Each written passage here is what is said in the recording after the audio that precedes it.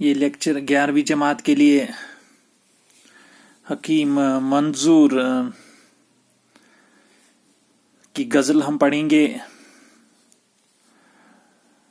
اور اس کے بعد سوالات بھی کریں گے. اس سے پہلے ہم نے نثر میں بھی پڑھا، غزل میں بھی اور کچھ نظمیں بھی. یہاں پہ پہلی غزل ہم پڑھیں گے حکیم منظور. چند ہنستے بولتے رنگین منظر بھیجنا، ہو سکے تو ایک نیا موسم زمین پر بھیجنا. تشریح لکھنی ہے جو میں نے ابتدائی کلاس میں بھی بتایا کہ شاعر کا نام ضروری لکھنا ہے کہ یہ شعر حکیم منظور کی غزل سے لیا گیا ہے. پھر لکھنا ہے اس شعر میں شاعر فرماتے ہیں، یا شاعر خدا سے مخاطب ہو کر کہتا ہے کہ اے خدا اس زمین کو امن سے بھر دے، ہمارے لیے اس دنیا کو حسین بنا دے. اگر تیری حسین بھی لکھ سکتے اور حسین بھی، لیکن حسین بہتر ہے، نون گناہ ڈالنا ہے نون کی جگہ. اگر تیری مرضی ہو تو اس زمین پر خوشی اور راحت کا موسم لا دے. تو شاعر مخاطب ہے خدا سے کہ اس زمین پہ امن قائم کر دے اور جو دنیا ہے اس کو رنگین بنا دے اور زمین کو خوشی اور راحت کا جو موسم لا دے اس زمین پر، تاکہ ہم اچھے سے جی سکیں، اچھے سے زندگی گزار سکیں. بھیجنا تو پھول، دینا تو ندائے عافیت، گل قلم سے لکھ کر یوں میرا مقدر بھیجنا. پھول بیچ کر تو ہمیں یہ پیغام دے کہ تو نے ہمیں امن اور عافیت بخشی ہے. پھول کے قلم ہی سے میری تقدیر بھی لکھ دے، یعنی میری تقدیر میں خیر ہی خیر لکھ دے. پھول کا ذکر ہے، ظاہر سی بات ہے کہ اس سے تقدیر لکھی جائے گی، وہ اچھی ہوگی. تو یہ مخاطب ہے کہ پھول ہی بیچ دے تاکہ اس سے پیغام ملے کہ امن اور عافیت آنے والی ہے یا آ گئی ہے، اور پھول کے ہی قلم سے میری تقدیر لکھ دے تاکہ میری تقدیر سنور جائے اور خیر ہی خیر اس میں ہو، سکون ملے. مسکراتے کھیلتے معصوم بچوں کے لیے آنگنوں میں کاف کی پریوں کے لشکر بھیجنا. کاف ایشیائی کوچ کے شمال میں ایک پہاڑ جس کے بارے میں لوگوں کا خیال ہے کہ وہاں پریاں رہتی ہیں.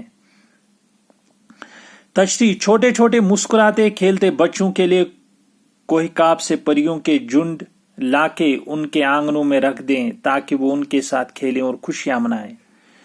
تو چھوٹے چھوٹے مسکراتے کھیلتے بچوں کے لیے کوہ کاف کے پریوں کے جھنڈ لانا، آنگنوں میں رکھ دیں، ہمارے صحنوں میں رکھ دیں تاکہ بچے ان کے ساتھ کھیلیں، معصوم بچے خوشیاں منائیں.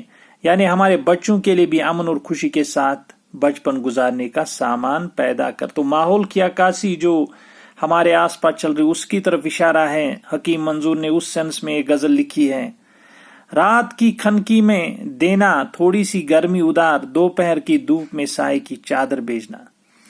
تو رات کی جو کھنکی میں، اس کی تشریح، رات کی ٹھٹھراتی سردی میں ہمیں گرمی عطا کر تاکہ ہم ٹھٹر نہ جائیں، اور دن کی چلچلاتی دھوپ میں ہم پر سایہ کر تاکہ ہم جلس نہ جائیں.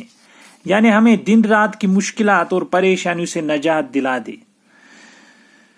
تو ٹھٹرتی سردیاں جو چلے کلان یہاں ہوتا ہے، یا سردی کا موسم جب آتا ہے تو اس سے تھوڑی ہمیں راحت دے. مطلب جو اس وقت خوف ہوتا ہے ان سردیوں میں، یا باقی جو ماحول جو ادھر چل رہا ہے اس سے، یا دھوپ میں جب جلد جاتے ہیں اس سے ہمیں راحت پہنچے، یعنی ہمیں دن رات کی مشکلات اور پریشانیوں سے نجات دلا دے. تو یہ جو دن رات کی پریشانیاں استعاراتی انداز میں ٹھٹرتی سردی اور گرمی، شدت کی گرمی یہاں پہ استعمال ہوا ہے، دراصل دن رات کی جو خوف یا بے سکونی بے چینی ہے اس سے نجات دلا دے، ان سے اس پریشانیوں سے نجات دے، ہمیں راحت پہنچا. اب کہ میرا کعبہ دل دشمنوں کی زد میں ہے، پھر مدد کرنا ابابیلوں کے لشکر بھیجنا. اے میرے خدا میرا دل جس میں بس تیری ہی یاد ہے، اس کو دشمنوں کے تانوں سے اسی طرح بچا جس طرح تو نے ابابیلوں کے لشکر بھیج کر خانہ کعبہ کو دشمنوں کے حملے سے بچایا تھا.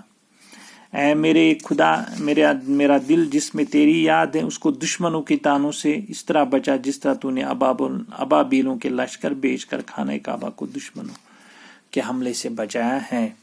زرد پتوں کی صدا سے سخت، یہ یہاں پہ ایک واقعے کی طرف اشارہ ہے، تاریخی واقعہ جو مسلمانوں سے مخصوص ہے کہ کعبہ جب ابابیلیں بھیجی گئی تھی انہوں نے کنکریاں پھینکی دشمنوں پر، تو اسی طرف اشارہ ہے یہاں پہ وہی کرامات، یہاں پر بھی گزارش یا یہاں پر بھی وہ دعا کی گئی ہے خدا سے۔ زرد پتوں کی صدا سے سخت گھبراتا ہے دل، ابن خوں تشنا، تشنا بھی پڑھتے ہیں، تشنا تشنا ہی بہتر ہے، ابن خوں تشنا ہواؤں کو زمین پر بھیجنا، تیز ہواؤں کے درختوں کے زرد پتوں جو سرسراہٹ پیدا ہوتی اس سے میرا دل گھبرا جاتا ہے کہ کہیں کوئی آندھی نہ آئے۔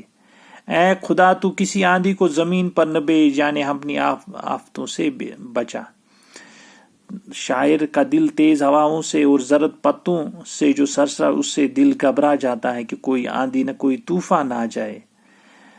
حالات کی طرف اشارہ ہے، جو حالات یہاں پہ پنپ رہے یا اس وقت پنپ رہے جب انہوں نے لکھی یہ غزلیں حکیم منظور نے، تو اس طرف اشارہ ہے کہ کوئی طوفان نہ آ جائے، جو طوفان آ بھی گئے اور گزر بھی گئے اور آ بھی رہے ہیں آج کل۔ تو یہی شاعر کی شاعری کا کمال ہوتا ہے کہ اس کی میننگ ہمیشہ برقرار رہتی ہے، یا بہت سالوں تک، دہائیوں تک اس کو پڑھا جا سکتا ہے، اور کانٹیکسٹ کے حساب سے اس کی میننگ اخذ کی جاتی ہے، اس سے وہ معنی برآمد کیے جاتے ہیں۔ اے خدا تو کسی آندھی کو زمین پر نہ بھیج، یعنی اپنے آفتوں سے بچا۔ پڑ گئے منظور پھیکے رنگ جو آنکھوں میں تھے، اے خدا ہر رنگ اب پہلے سے بہتر بھیجنا۔ جو بھی خوشیاں تھی وہ ختم ہو گئیں، لیکن اے خدا ہم تیرے رحم کرم سے نا امید نہیں ہیں، تو پھر سے ہمارا دامن خوشیوں سے بھر دے۔ تو آخر میں حکیم منظور نے اپنا تخلص بھی استعمال کیا، یا نام جو اپنے نام جو منظور ہی استعمال کرتے ہیں، تو وہاں پہ تخلص کے بطور یہاں پہ استعمال کیا اپنے شعر میں آخری مقطع میں۔ تو خوشیاں جو ختم، لیکن اے خدا ہم تیرے رحم کرم سے نا امید، یہ کہتے ہیں کہ رنگ جو آنکھوں میں تھے پڑ گئے منظور فیکے، تو مطلب خوشیاں ختم ہو گئی، اداسی ہر طرف چھائی ہوئی ہے، خوف ہے، بے چینی ہے، اے خدا لیکن ہم ابھی امید کرتے ہیں آپ، ہم نا امید نہیں ہیں، ہم آپ کے جو رحمت ہیں اس سے نا امید نہیں ہیں، آپ ہمارا دامن پھر سے خوشیوں سے بھر دے۔ تو یہ پہلی غزل ہے، اگلے لیکچر میں اور ایک غزل کی قرأت کریں گے، اس کی تشریح کریں گے ساتھ ساتھ۔ شکریہ۔